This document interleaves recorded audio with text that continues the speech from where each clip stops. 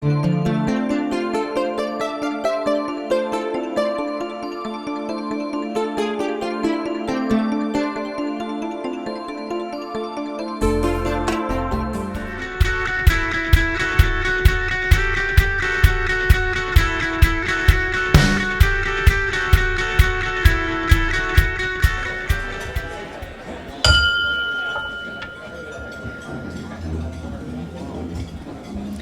afternoon. Everybody knows who I am, right? I'm Christy, not Mike. This is Bradenton Kiwanis Club. Thank you for being here. Special welcome to our guests. It's great to have you. Please join me in singing My Country 'Tis of Thee, reciting the pledge.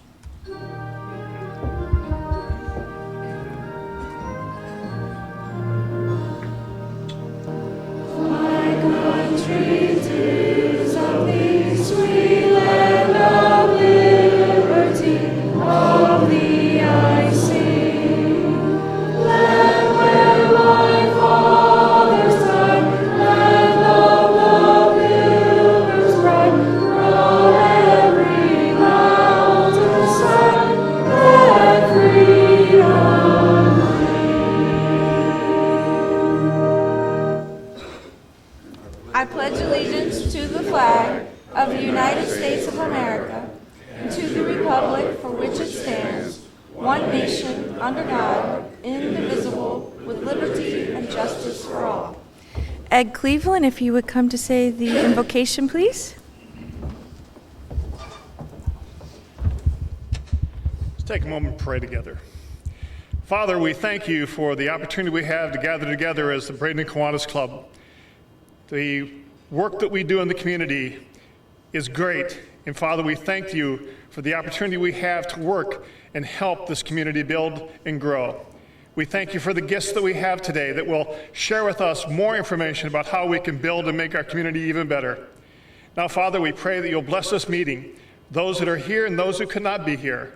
And may the food that was given to us today bless us and us to your service. In Christ's name we'll ask it. Amen. Please have a seat, and we will come back at 12:30. Welcome back, kinda. All right. So, I don't know why you ran off, Mac. Mac is going to bring us our guests, and then we will have some announcements. Running way over here, I get a better entry. Come on. You're in the movies now. Good afternoon, Bradenton Kiwanis. How y'all doing today? All right, we do want to welcome everybody who's here today. Thank you for coming. Again, we want to give everybody a warm Kiwanis welcome. We do have a number of guests in the house today, so if you would please stand when I call your name. And if you have anything you'd like to share at the time, please feel free to do so. First of all, we have one of our guest speakers, Casey Welch. Just so you know when he gets up here. We also have Michael Gallon.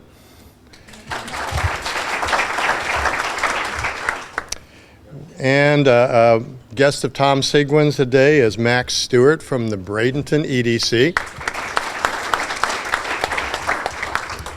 Christy has a guest with her today, Chris Laney. He's come here and spoken before. We also have a guest of Dr. Tensworth, Andrea Johnson.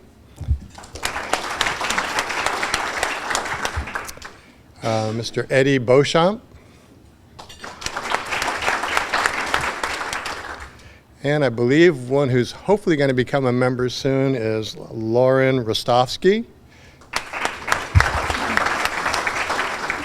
And also from the chamber we have Caitlin Haley.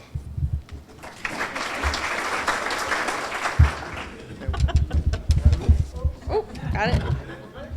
Way to go, Mac, for being creative. So, anyone who is interested, who's visiting us today to become a member, please, you can come talk to me, you can talk to Mac, you can talk to Sharon. Sharon's here, I think, somewhere in the back. There she is. Talk to any of us about joining. We would love to have you every week. We have an interesting topic and a lot of fellowship, and all these people in the room quickly become your friends. Next up, We have Tom Mosley with our video of the week. Come on, Tom. You don't have to run. Okay.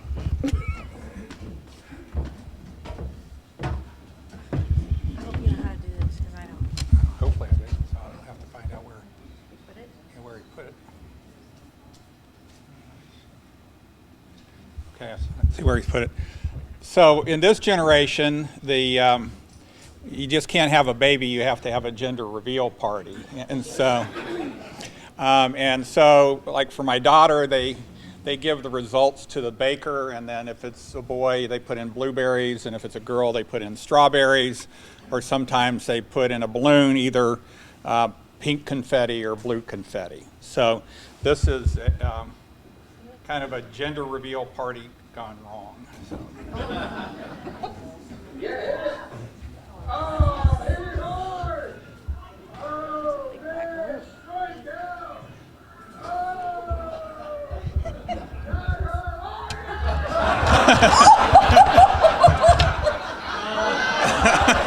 my gosh.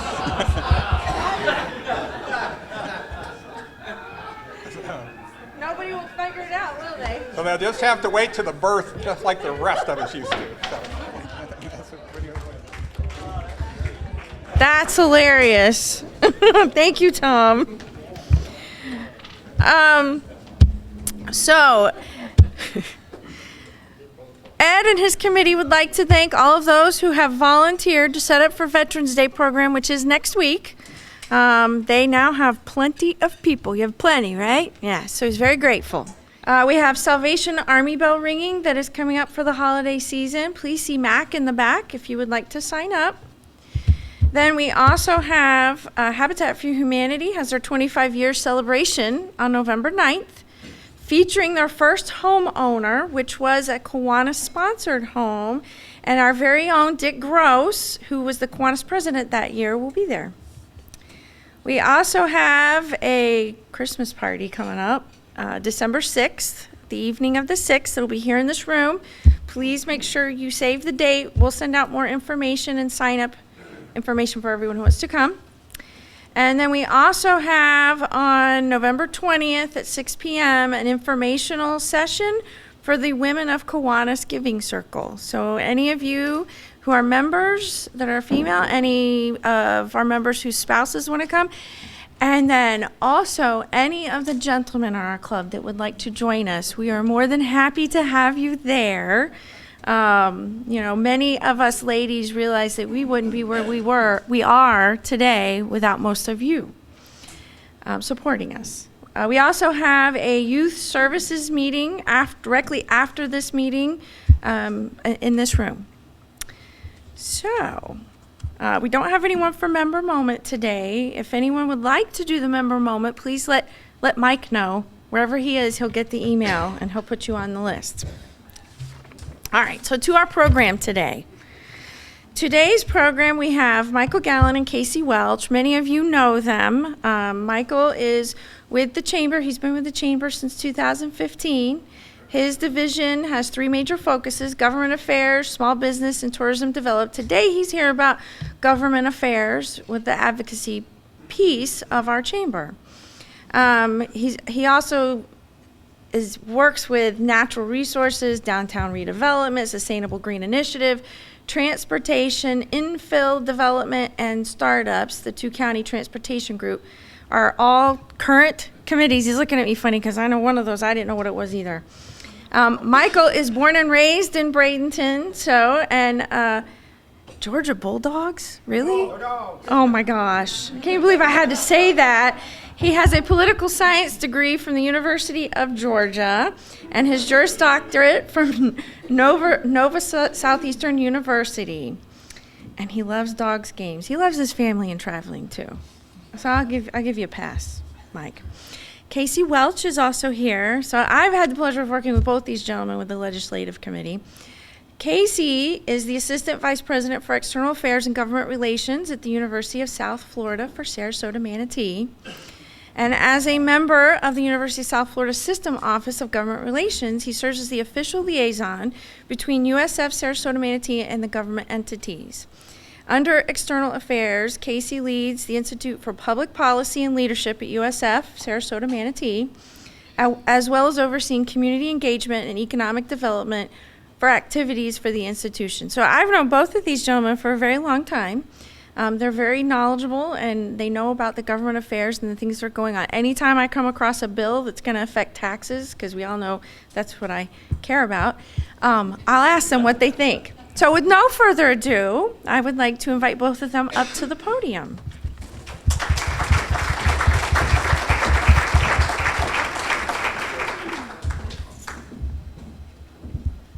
Thank you, Christy, and we're going to tag team this, but I guess I'll summon Casey in just a moment, our chairman. And just a moment here, I have Mr. Aldrich here. Mr. Aldrich was my 7th grade history teacher, so I've learned to call him Mac. Yeah, blame me. So yes, my name is Michael Gallon. I'm Vice President of Public Policy and Small Business with the Manatee Chamber of Commerce, and we have the CEO and President Jackie here with us today. So making sure I cover all the bases, including the chamber logo up here, just to start out the presentation. So we're going to talk in just a moment about our legislative priorities and how we develop them, and Casey will help in that regard, and we'll answer some questions in the end. But to start out, I want to kind of set the stage with a little background. If I can, let's move on to this. A little cartoon.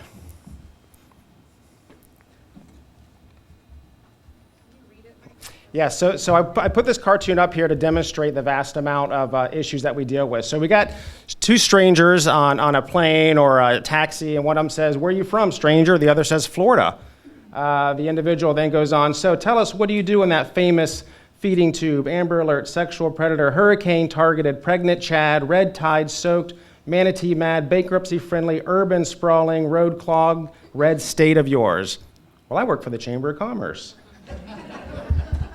So I put that up there just to demonstrate there's a vast amount of issues that businesses, that visitors feel are important in a community. And all those issues are things that the Chamber feels equally as important to our community. And with that, this is 2 decades old, this image, but a lot of the issues remain if you take a look, and we'll cover those in just a moment. All right, so and to grasp that, I'd like to start with the definition of a chamber to help you better understand why we do what we do. And essentially, it's an association of people like yourselves to promote the commercial interest of an area. But when you meet one chamber, you've only met one chamber. Some chambers promote the commercial interest simply by providing networking events and providing an opportunity for businesses to come in and find out who to bank with, who to provide legal services with, who to visit for restaurants and hotels and whatnot, to promote the businesses directly. Our chamber does that. We do it very well, but we also have a robust advocacy arm as well. With that advocacy arm, we're followed by a mission, and the mission is laid out up here. The mission is to build a positive business environment while enhancing our quality of life. So we feel strongly in this mission in that you have to have a good quality of life to have a strong business environment, and conversely, in order to have a strong or a good quality of life, you have to have a strong business environment. Conversely, you must have that quality of life that is enhanced in order to do that. So we do this through a number of ways through advocacy throughout the community at all levels of government. We regularly are looking at issues throughout our community and beyond, regionally and statewide. But it's all done through our committee work. We have a number of volunteers looking at these issues based off of what's important to improve our quality of life. So if you look up here just a moment, just like the cartoon I showed earlier, where we talk about urban sprawl, we have a committee dedicated to infill and redevelopment. We have other committees related to natural resources, education, healthcare, downtown redevelopment. Recently, about 12 months ago, we created a attainable housing task force to address the issue regarding having housing stock that folks can afford in our community to help retain and encourage talent to move to our area. So this committee work is done through the efforts of our volunteers, over 500 volunteers, meeting to look at what issues do we need to tackle to cure the congestion in our area? What issues do we need? What issues do we need to tackle to bring down the obstacles to have affordable housing in our community? As we look at these issues throughout the year, our volunteers and working with, they're not just chamber members, but we have government staff serving on these committees. We have elected officials serving on these committees, representatives from nonprofit organizations and experts in these various fields. We're able to find out what's important and then adopt those as areas of focus within the committee and then bring them up to the Chamber Board of Directors to become a chamber priority. As we go on throughout the year, we'll pick out a lot of those to then refer to our legislative committee in the fall of each year. Now, although we take positions regularly at the local level and state level on issues, we do not endorse candidates. We do not take issues in order to support one candidate over another. But what we do tackle regular issues that are important in our community, that are come in front of those elected officials in the future. And also, we've taken positions on referendums, constitutional amendments, and so forth. One of the committees that we're going to kind of focus on today and the processes that are involved in that committee is our legislative committee. I mentioned our standing committees that I showed you earlier are meeting monthly, regularly throughout the year, looking at issues that are current and relevant. They often refer committees to our legislative committee. So every fall, we'll activate this committee. It's one of our largest committees within the chamber. We'll activate that committee to look at what issues are important at the state level and the federal level that we need to address. So we dive down in the weeds for a 6 to 8 week process, taking recommendations and referrals from the other committees throughout the year and have those discussions within the committee. Our chairman, Casey Welch, over here will talk in just a moment about how the process works and what we do in Tallahassee. But in looking at this, we'll assign different topic areas, whether it's taxation, water quality issues, infrastructure, education, healthcare. We'll have a sort of a task force within the committees to help us dive into those issues and then bring them back for the entire committee to take a look at and vet and analyze to see whether it's something that we would like to adopt and to then bring forward to our board of directors. And looking at that, a lot of times we'll come up with issues that are quite divisive within the community, divisive amongst our members. And we're cognizant of that, and we make an effort to not put those issues in front of our members to pitting members one against another. Those trial attorney issues and some of those issues that may pit some industries against another, we'll stay away from that for obvious reasons. Once we run through the process through that 6 to 8 week period of time, we will bring forward a motion by our committee to then deliver these priorities to our Chamber Board of Directors for consideration. And then at that point, it's our triggering the necessary steps to then bring these issues forward to our elected officials at the state level and our federal level. So we'll send these to our representatives, and then we'll set up meetings with our representatives to talk about these issues in Tallahassee. We'll go to DC as needed. In fact, next week we're heading up to Tallahassee with our Tallahassee team. We have a large group going up to meet with our Manatee and Sarasota delegation members, in addition to key chairman of committees, our ag commissioner, our policy chiefs with the governor's office, in addition to our transportation secretary. So we have a couple of images up here from last year, and then a couple years ago we had a pretty lengthy meeting with Governor Scott. That was quite interesting. The meeting gets longer and longer every time we talk about it, but it was about 30 minutes with the governor, and not everybody gets a chance to sit down with the governor of the state of Florida for more than a 1 minute photo op, but the Manatee Chamber did that year, so it was a pretty unique moment. So in order to further talk about these issues, I'd like to call up the chairman of the legislative committee, Casey Welch. Casey's been the chair of the committee for as long as I've been at the chamber. He is a stellar chairman, stellar chairman of the committee, keeping us in order, and then when we're leading us around Tallahassee to do some of the challenging work up there. So I'll let Casey take over some of the advocacy efforts. Thank you, Michael.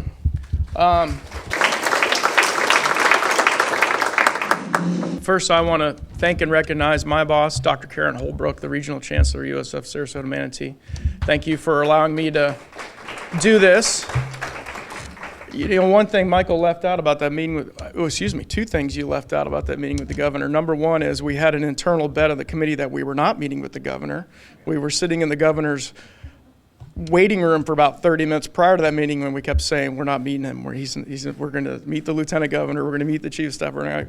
So one of our committee members who's in that picture but is not here today, so we won't use his name, bet dinner that we were not going to see the governor. Well, we had the picture evidence we did, and he graciously bought dinner. And the second thing about that is the governor met with us because he gave us a homework assignment, and that was to lobby our local delegation and specific members of the Manatee delegation on some funding issues that they were without policy issues that had funding attached to it. So that 30 minutes was about 20 of it was telling us who we needed to talk to and why, and giving us papers on that. So it was a really enjoyable experience, but between getting dinner out of it and getting an assignment from the governor, it was really great. So I want to thank Jackie and Michael at the Chamber for allowing us to do that, but also doing such a great job every year of working to get those things together. I mean, between pancakes and politics and pints and the Chamber legislative trips, you know, it really allows us, members of the community and the business community, to come together, work on these things, and go meet with our legislators and have an opportunity to talk to them that issues that matter about this. I know when I first started on this committee, I had a fellow member of the committee come up and talk to me about, well, hey, you've worked in government for, you know, a long time, and, you know, I'm just a business owner and that sort of stuff. So that's fine. You have specific expertise that may come up. And actually, this past year, there was some piece of legislation that we looked at the federal level that had to do with franchising of businesses and how that affects local business owners. Well, finally, he was the expert on that issue because he owned a franchise, and it just gives an example of how this all works. So I'm going to move on and get into what I think is the really fun stuff.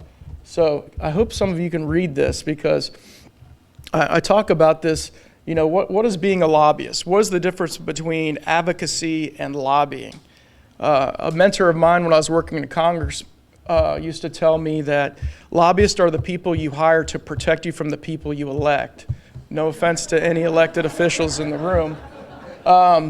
But there's some truth to that. They don't know the unintended consequences. Our current supervisor and former Senate President Pro Temp, Mike Bennett, if he was here, he came and spoke to our students one time about the unintended consequences of legislation. So lobbying is a part of that. I won't read all of these, but I think these are very interesting because there's a lot. I was actually meeting with somebody yesterday who's working on a healthcare policy issue, and was talking about, well, first thing she said to me, well, I'm not a lobbyist. I'm just advocating on health care. I said, well, you know, that's great. I said, but are you meeting with representatives? Oh, yeah. I said, are you going to Tallahassee? Oh, yeah. Are you proposing a bill to be filed? Oh, yeah. I said, well, you're a lobbyist. So, what people think about lobbyists, obviously the playing golf. My handicap is in the triple digits, so, I mean, that's not a thing. You know, politicians, unfortunately, it costs money to run campaigns. So a lot of times politicians look to lobbyists to raise money, but not all lobbyists contribute money. Lobbyists may be somebody who leads the local chamber. A lobbyist may be somebody who leads the local Salvation Army. I mean, those are just the different walks of life, or maybe a local association of something that you deal with. I'm pointing to school board member Minor here, if it's an association of people of like-minded on issues. So I just throw that out there because I think it's a very interesting. So let's talk a little bit about the other side. This was the tamest one. I had a couple others that are a little bit less tame than this one, but you know, political operatives are an important part of this process too. And why am I talking about this in relation to the chamber? Well, there's plenty of people that are members of the chamber that help give sign locations to people, go wave signs at corners, host events at their houses and that sort of stuff. Those are political operatives. Are you a lobbyist? No, but do you have access to a legislator or a candidate that may be in office? Absolutely, and that may be through doing some of these things. I like the one in the far right corner because usually most political operatives, what they're doing is making phone calls and meeting with people, and that's the less dirty work. The one with 300, that's a really great one. What I think I do, because you think you're in a battle. I heard a good one this morning. I was at the Community Alliance of Sarasota Legislative Breakfast, and another one that goes along with political operative is, this was from a mentor of mine in Tallahassee. It's you've heard at the table or on the menu. So being a political operative, you have that opportunity and that frequency. And the other one I heard today was from our current representative, Tommy Gregory, is recency and frequency. So how recent have you been talking to these people, and how frequent are you making those? So that's an important part of this entire process, and that's why we get together and we do this very consistently. Like I said, we do the chamber trips, we do the pancakes and politics, we do the politics and pites, because it's about that recency, it's about that frequency, it's about the consistent, credible message that we're delivering to lawmakers and policymakers all the time. As Michael said, we're not just meeting with lawmakers, we're meeting with the Secretary of the Department of Transportation. I think every day when I'm driving on I-75 in the morning or in the afternoon, man, if I just had an opportunity to sit in front of the Secretary of DOT, and then I get to and I say, how long is the interchange at 64 going to take before it gets done? And that's thanks to the chamber. I know that's a little parochial for me, but I mean, it's the chamber that delivers that. It's not Michael, it's not Casey, it's not those individual relationships. We'll obviously have an opportunity to sit with the Commissioner of Agriculture, and that's again the power of the chamber. But that recency and frequency is an important part of it. I'm going to leave off with my favorite one. I'm not going to play I'm a Bill on Capitol Hill. I just love that. That first got me involved in politics. But I want to point to you on the middle of your table is the legislative agenda for this coming session for 2020, and also our federal agenda. And I want to take a second to recognize our current members of the legislative committee. If you want to raise your hands, I know there's a couple over here, or former members. Thank you. We couldn't do it without you. So all these ideas that are on the table in front of you come from them. It's come from personal experience with legislation that they're finding out. It may be bills that have been filed every year, and we say, well, we need to take a consistent position on.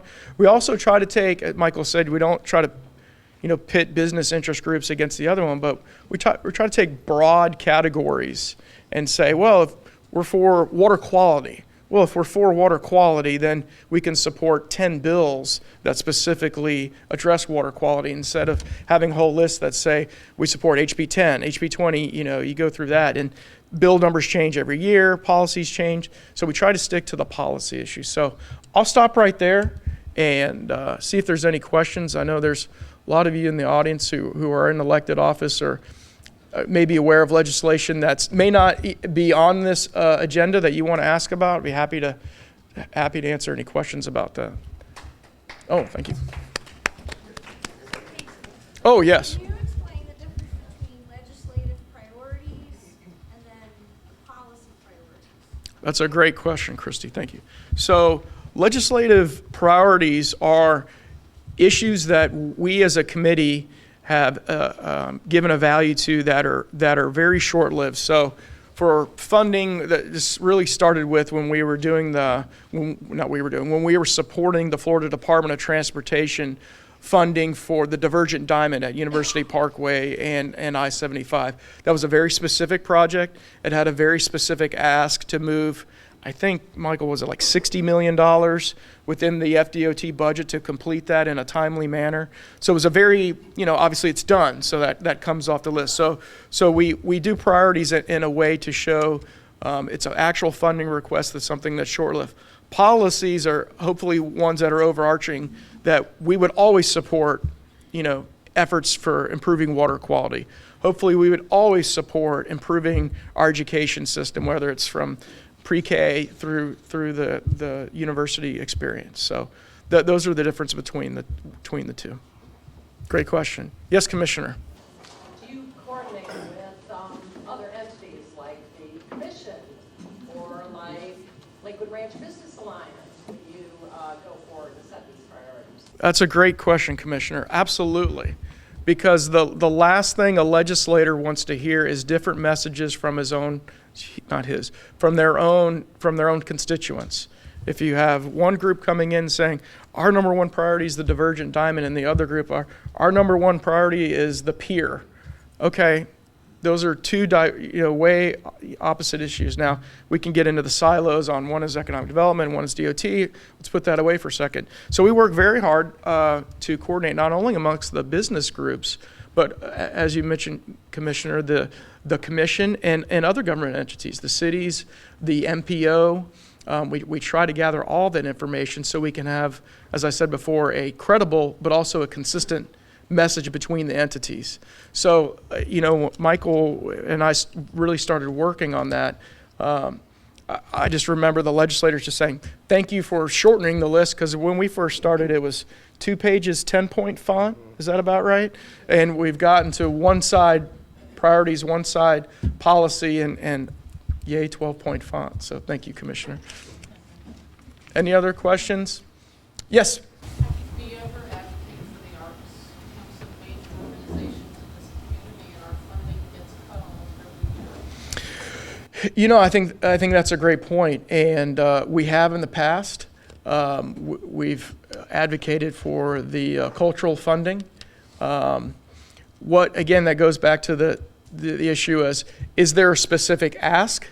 Like, I'll give you an example. We've asked in the past for specific funding amount for Enterprise Florida. So that's a very specific thing. We want we want 40 million. I'm just throwing that out there for Enterprise Florida. So there's a specific amount that that the arts community is supporting. We're happy to entertain that, of course.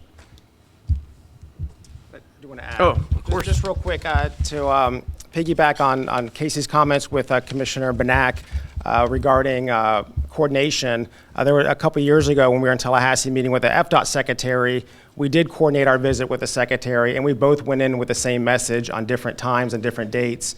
And in fact, we were pretty effective that year in requesting that that Florida Department of Transportation expedite the Central Manatee Network Alternatives Analysis Study. They did expedite that. We got back in town. The message went from the secretary down to the district leads, and that study did move forward pretty rapidly.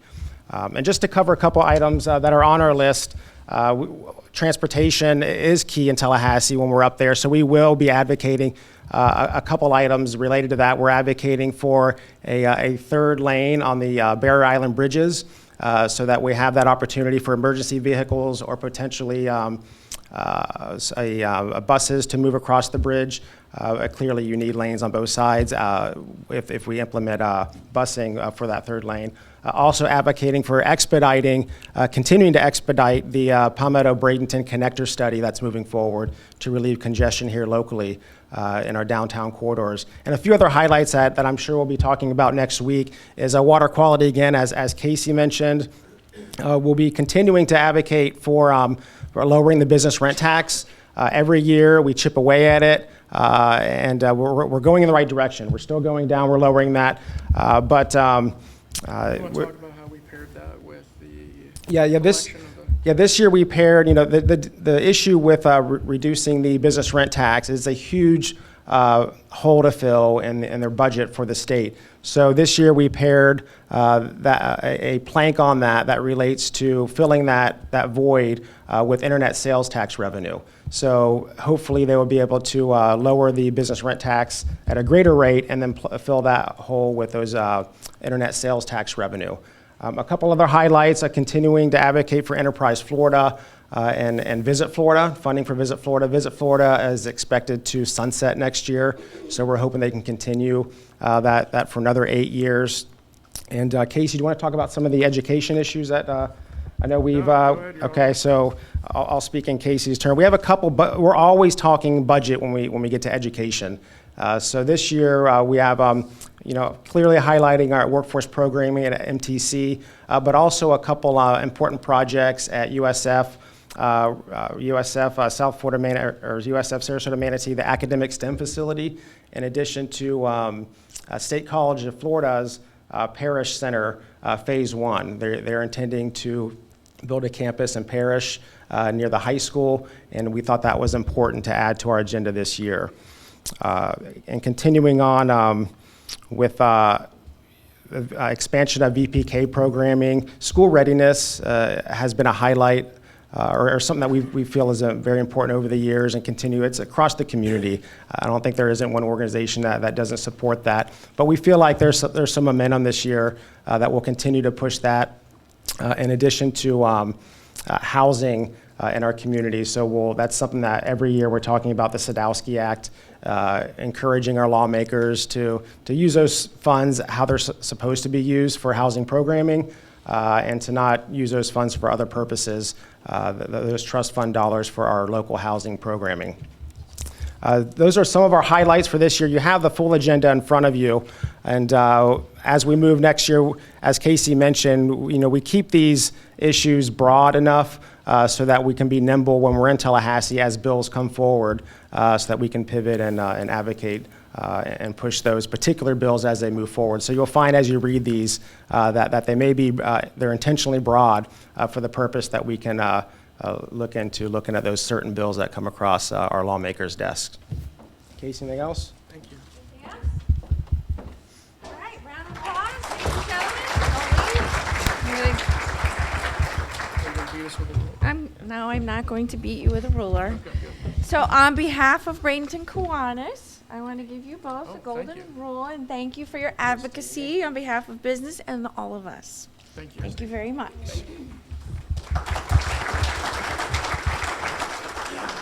So I hope you guys enjoyed that. I know for me, it helps me understand what's going on in Tallahassee and DC a lot better when I sit in on that legislative committee, because we go through it and really pick things apart. So I enjoy it. So a few of our announcements. Judge Nicholas, even though he's not here, has managed to get an announcement in. November 2nd at Samoset Elementary, they're having a cleanup from 9 a.m. to 11 a.m. So if you would like to go help the school in getting their cleanup done, they need all the volunteers they can get. Thanks to everyone who's volunteered for Veterans Day program. That is going to be next week. I will say, if you haven't come to the Veterans Day luncheon before, you probably want to come early. Right, Ed? Right. If you want to sit, no, I'm kidding. But you probably want to come early. We have a full house and the whole floor will be open. Salvation Army bell ringing. See Mac in the back if you would like to sign up. Ray, you want to hold up the box? So Key Club is raising money for UNICEF for Halloween. Please, if you could, donate money to their boxes. They'll probably be here. This is the last week, right? I think so. Habitat for Humanity, the 25-year celebration is on November 9th, featuring our first homeowner and our own Dick Gross. December 6th is our Christmas party. And November 20th is the Women of Kiwanis Giving Circle informational session at MCF. Youth Services has a meeting directly after this meeting, Dawn. And I'd like to give a special thank you to all of our guests who have come. If you like what you saw today, if you enjoyed the meeting, we invite you to come back again, Michael Gallon, Casey Welch, and be a part of our group. This group has a lot of history. Michael sat at the table and sat there and told me he thinks he's been in this club a long time, even though he's not a member, coming with his dad. So we would encourage anyone who's here as a visitor, please come back again. We would love for you to become members. And with that, our next meeting is next week. Yes?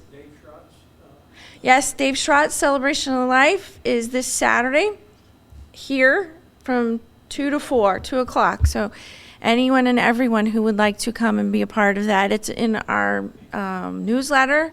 And yes, that would be nice. I'll be here. And with that, we are adjourned.